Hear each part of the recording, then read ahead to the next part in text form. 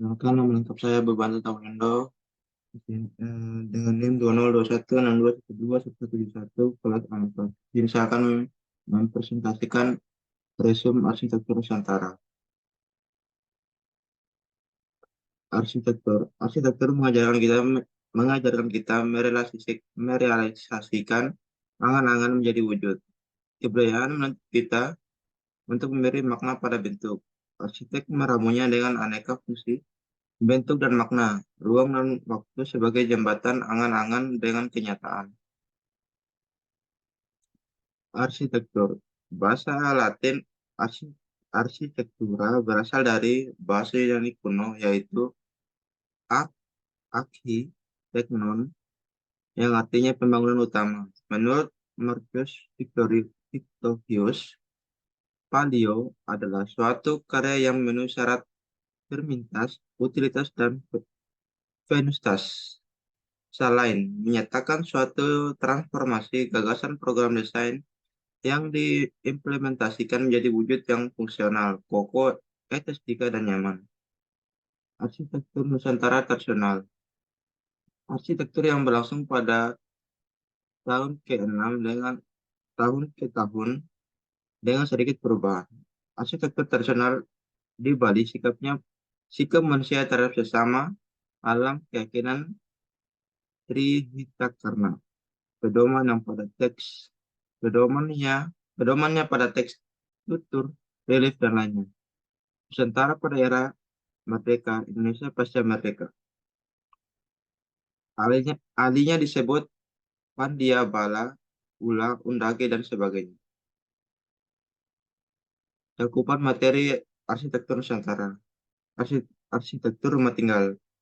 Terdapat 17.024 pulau dengan suku 13.040 suku, 1.340 suku, 720 bahasa, 34 provinsi, 98 kota, dan rumah dan istana. Arsitektur ibadah Buddha, Hindu, Konghucu, Katolik, Protestan, Islam.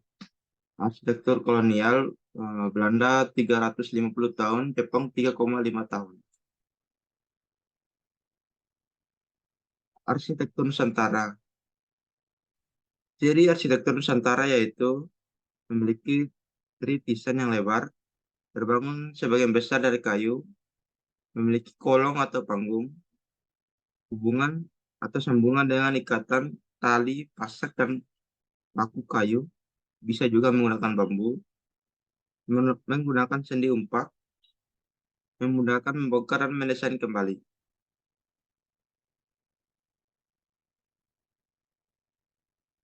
Arsitektur Bali.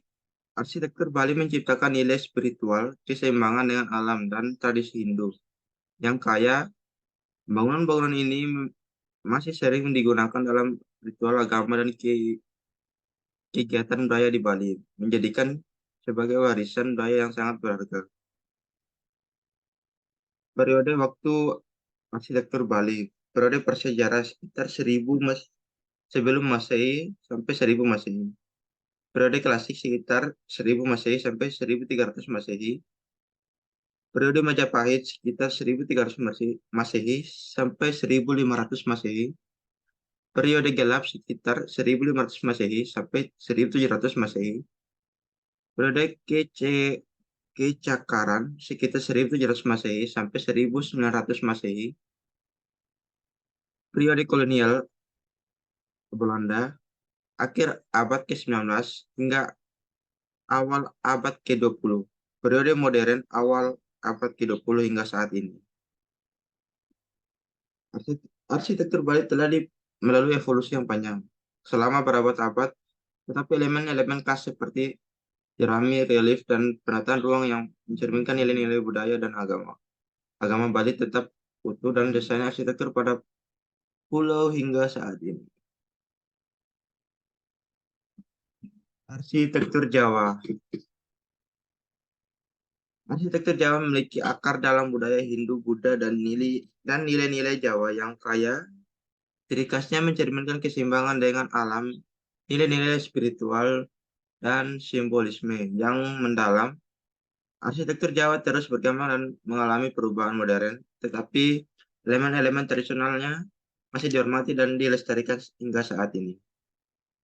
Rumah Toraja. Rumah Toraja adalah salah satu contoh arsitektur tradisional yang sangat kaya dengan makna dan budaya, dan juga spiritual. Meskipun pengaruh modern telah mempengaruhi beberapa aspeknya, banyak aspek dari rumah-rumah tradisional ini masih dilestarikan dan dihormati dalam budaya Toraja hingga saat ini. Rumah adat Mamuju. Rumah adat di Mamuju dan sekitarnya mencerminkan kekayaan dan budaya dan keanekaragaman etnis yang ada di Sulawesi Barat. Masing-masing rumah adat memiliki ciri khas yang unik dan berfungsi sebagai tempat pertemuan sosial, upacara adat, dan ekspresi kebudayaan masyarakat setempat. Rumah-rumah adat ini juga menjadi bagian integral dari warisan budaya Sulawesi Barat.